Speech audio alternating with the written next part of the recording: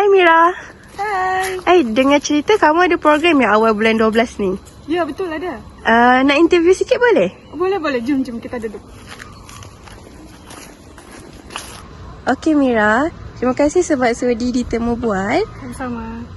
Boleh ceritakan serba sedikit tentang program tu? Kami pelajar dari Bakti Siswa Section 8 akan menganjurkan program Earth Beauty is Our Duty. Program ini akan dijalankan pada 7 Disember 2024 ini bertempat di Pantai Tanjung Lipat. Program ini dijalankan berdasarkan beberapa objektif. Yang pertama ialah meningkatkan kesadaran masyarakat mengenai ancaman serius terhadap alam seperti pencemaran, perubahan iklim, dan penebangan hutan. Yang kedua, meningkatkan interaksi sosial. Yang ketiga, menggalakkan perpaduan dan kerjasama dalam komuniti. Yang keempat, memupuk rasa tanggung jawab bersama terhadap alam. Kami juga menjalankan beberapa aktiviti untuk memeriahkan lagi program ini. Antaranya ialah beach cleaning, di mana kami akan mengadakan acara pengumpulan sampah di pantai dengan sukarelawan dengan mengumpul plastik, sampah makanan, dan bahan lain yang boleh mencemarkan pantai tersebut. Selain itu, kami juga menjalankan aktiviti seperti photo challenge, di mana kami akan mengambil gambar sebelum dan selepas pembersihan pantai untuk menunjukkan impak yang kita dapat jika kita tidak menjaga alam sekitar dan lebih menggalakkan orang lain untuk menyertai program kami. Aktiviti yang ketiga, kami menjalankan aktiviti Art with Trash yang sering dirujuk sebagai seni kitar semula. Aktiviti ini melibatkan penggunaan bahan terbuang untuk mencipta karya yang boleh menarik perhatian orang ramai. Contohnya botol plastik kita kitar semula menjadi pasu bunga seperti ini, dan tayar boleh menghiasi kawasan pantai lah begitu, seperti ini. Jadi apa tugas kamu masa program tu nanti? Saya dan rekan saya bertugas sebagai EJK kebersihan. Kami terdiri daripada 4 orang ahli, yaitu saya sendiri. Nama saya Nurul Asmira binti Jasni. Saya Vivi Nur Syafia binti Muhammad Fauzi. Saya Eliana Verdiana Daine. Dan saya Nur Atira binti Muhammad Tantawi. Seterusnya, soalan kedua kepada Atira. Boleh terangkan apakah peranan dan tanggungjawab kamu sebagai EJK Kebersihan? Secara spesifiknya, kami EJK Kebersihan bertanggungjawab untuk menyediakan peralatan yang akan digunakan semasa beach cleaning, iaitu guni dan juga sarung tangan. Jadi peranan kami akan dibahagikan kepada 3 bahagian. Yang pertama ialah sebelum program. Kami akan menyediakan alatan yang diperlukan untuk aktiviti beach cleaning mencukupi untuk semua peserta yang akan hadir. Peranan yang kedua ialah semasa pelaksanaan program. Kami akan memastikan semua peserta akan menggunakan sarung tangan yang telah disediakan untuk tujuan keselamatan dan memastikan semua sampah yang dikutip dimasukkan ke dalam guni yang telah disediakan. Peranan yang ketiga ialah selepas pelaksanaan program. Kami sebagai EJK Kebersihan akan mengira jumlah guni berisi sampah yang telah dikutip dan mengumpulkan sampah-sampah tersebut di satu kawasan khas untuk urusan pelupusan kemudian. Soalan ketiga untuk Vivi. Boleh ceritakan kepentingan kerja berpasukan dalam menjayakan program ini? Dalam menjayakan program ini, kerja berpasukan amatlah penting agar program ini dapat berjalan dengan lancar. Kami telah bekerja sama dengan beberapa EJK dalam menjayakan program ini. Yang pertama, bendahari. Kami berbincang dengan bendahari untuk mendapatkan maklumat mengenai perbelanjaan kos yang kami perlukan dalam menjayakan program ini. Sebagai contoh, kos untuk sarung tangan dan guni. Seterusnya, kami bekerjasama dengan EJK Keselamatan untuk memastikan setiap peserta memakai glove sepanjang aktiviti pembersihan berlangsung sebagai langkah keselamatan semasa aktiviti. Kami, EJK Kebersihan, akan bekerjasama dengan EJK Urus Setia untuk memastikan setiap peralatan yang kami sediakan mencukupi kepada setiap kumpulan yang telah dibahagikan oleh EJK Urus Setia. Kesimpulannya, EJK Kebersihan bukan sahaja bekerjasama dengan EJK-EJK tersebut, tetapi EJK Kebersihan juga bekerjasama dengan semua EJK yang terlibat dalam menjayakan program ini. Untuk EJK Kebersihan, Eliana sebagai ketua kan? Ya, betul. Boleh ceritakan sedikit macam mana peranan ketua dan ahli dalam kumpulan ni? Sebagai ketua, saya perlu bersikap terbuka dan menerima cadangan daripada ahli jawatan kuasa. Hal ini kerana setiap ahli jawatan kuasa mungkin mempunyai pengalaman dan idea yang boleh membantu untuk meningkatkan kualiti program. Dengan mendengar cadangan, saya dapat mengenal pasti kelemahan dan mencari cara yang lebih berkesan untuk melaksanakan tugas sebagai ahli jawatan kuasa kebersihan. Saya juga perlu menyaring cadangan dan memilih yang paling sesuai dengan objektif program yang kita jalankan ini. Untuk tujuan ini, saya perlu mengadakan perbincangan ataupun mesyuarat agar setiap ahli dapat berkongsi idea mereka. Sebagai contohnya, semasa kami ingin melakukan pemilihan bagi jenis sarung tangan yang akan digunakan untuk aktiviti beach cleaning, saya telah mengadakan perbincangan secara dalam talian dan setiap ahli dapat berkongsi idea mereka. Terdapat pelbagai idea yang mereka kongsikan, termasuklah sarung tangan kain, plastik dan getah. Setelah saya mendengar dan menilai pendapat mereka, saya telah membuat keputusan untuk memilih sarung tangan plastik atas faktor kewangan. Namun, selepas kami melakukan perbincangan semula bersama pensyarah, kami telah mengubah keputusan kami kepada sarung tangan kain kerana keselamatan peserta itu lebih penting dan kos boleh diusahakan. Ya, saya setuju sebab kerana kami sebagai ahli kami akan menyuarakan pendapat atau idea-idea yang dapat membantu ketua dalam mencapai matlamat program ini. Contohnya seperti yang ketua bilang tadi, kami akan memberi pendapat sama ada menggunakan sarung tangan kain, plastik atau getah. Selain itu, kami juga akan menyokong keputusan ketua selama keputusan yang dibuat itu konstruktif dan relevan. Jadi hal ini penting untuk menjaga keharmonian pasukan lah begitu. Seterusnya, pembahagian tugas adalah merupakan salah satu aspek penting yang perlu saya laksanakan. Pembahagian tugas ini saya perlu lakukan.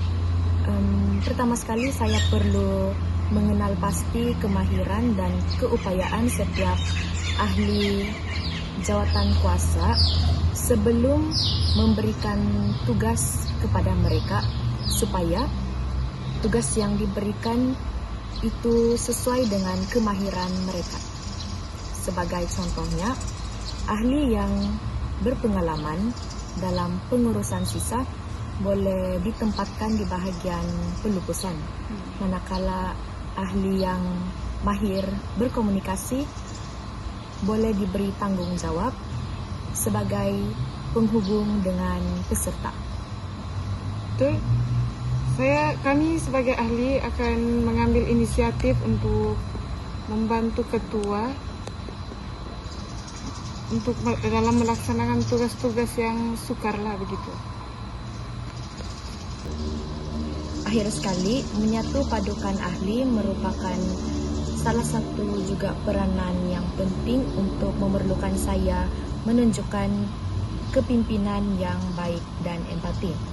Saya perlu mewujudkan suasana yang positif dan harmoni dalam kalangan ahli. Hal ini penting agar setiap ahli dalam jawatan kebersihan dapat melaksanakan tugas dengan baik dan sentiasa bersemangat dalam menjalankan tugas mereka.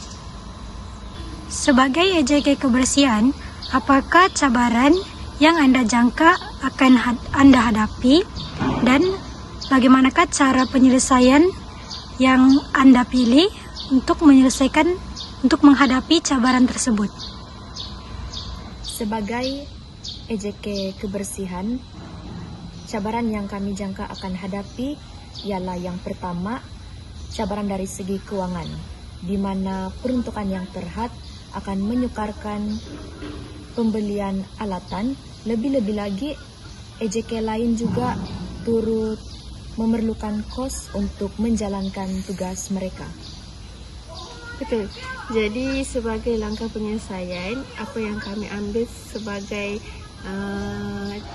langkah penyelesaian sebagai satu kumpulan berpasukan ialah kami yang pertama mungkin akan membuat kutipan dana antara semua, bukan sahaja ahli EJK, malah semua yang terlibat dalam atau mengendalikan majlis ini.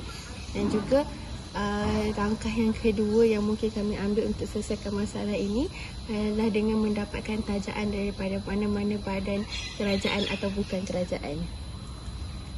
Ya, dan seterusnya cabaran yang mungkin kami hadapi ialah cabaran dari segi pengurusan sisa. Seperti yang kita tahu, pengurusan sisa ini memerlukan pengalaman dan kemudahan yang sesuai. Jika sisa tidak diurus dengan baik, sisa yang telah dikutip semasa aktiviti beach cleaning nanti tidak akan dilupuskan dengan betul dan akan menyebabkan pencemaran semula kepada alam sekitar. Jadi untuk permasalahan atau cabaran yang mungkin dihadapi yang telah sahabat saya cakapkan tadi, cara penyelesaian yang kami pilih adalah sama ada kita akan bekerjasama terus dengan pihak DBKK, yang mana kami mungkin akan hubungi mereka untuk pastikan semua sampah dikutip secara terus selepas kami selesai program, ataupun kami akan hubungi mana-mana badan bukan kerajaan yang membuat memang terlibat secara langsung dengan aktiviti pembersihan untuk menyelesaikan urusan pengangkutan sisa sampah yang telah dikutip di pantai nantilah. Baiklah, untuk cabaran yang ketiga pula, cabaran dari segi menyediakan alat yang mencukupi. Seperti yang kita tahu, program ini dijalankan bersama pelajar daripada sekolah lain. Jadi kami perlu memastikan alat yang disediakan untuk aktiviti pembersihan nanti cukup agar setiap peserta dapat menggunakan alat tersebut bagi mengelakkan sebarang kecederaan. Jadi untuk masalah penyediaan alat yang mencukupi ni, langkah penyelesaian yang mungkin kami akan ambil ialah memastikan anggaran yang betul untuk jumlah peserta. Jadi mungkin akan ada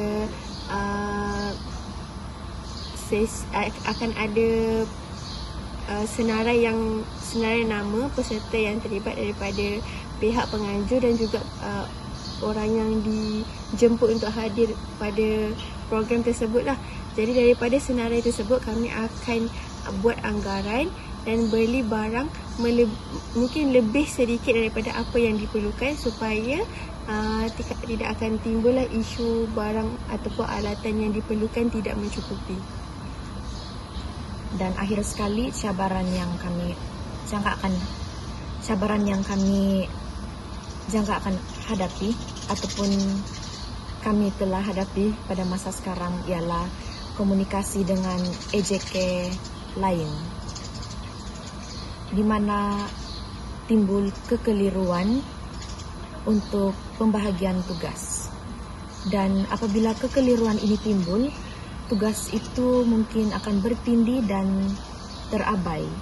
Jadi mungkin saudari Atira mempunyai penyelesaian untuk cabaran ini. Jadi kalau untuk cabaran ni, cadangan kami ialah di sini adalah masa yang paling sesuai untuk ketua memainkan peranan. Memandangkan setiap EJK ada ketua masing-masing. Jadi ketua yang akan berkomunikasi dengan ketua supaya maklumat yang kita nak tu sampai dan program akan berjalan dengan lancar. Jadi bila hanya ada satu suara yang bercakap, kita harap maklumat yang kita nak akan sampai secara tepat dan semua ahli dalam EJK tersebut akan bekerjasama dengan baiklah.